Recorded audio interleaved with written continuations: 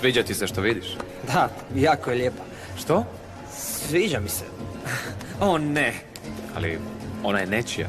Da, pa znam to, ali svejedno mi se sviđa. Imaš ti neki problem? Što? Hajde, Leon, dosta je bilo. Smiri se. Čemu je stvar? Što se to događa? Ima li problema? Ne, mi samo pomažemo izgubljenom dostavljaču, zar ne? Da, ja tražim Martina Blanka. Martin Blank, da, on je tamo ravno u uredu. Hvala. Da, ništa. A ti prestani gnjaviti dečka koji zarađuje za život, okej? Hvala ti.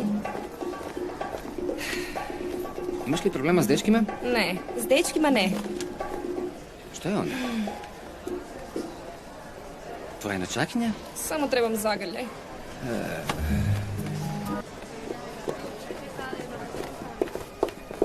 Hej, tražim Martina Blanka. Jel znate ko je on? Ne, žao mi je. Ti si Španjolska? Da, ti? Isto, da, tkud? Madrid? Ja. Pa što radiš ovdje? Mislim, jesi promašila bus ili? Ne. To je trebala biti šala. A, oprosti.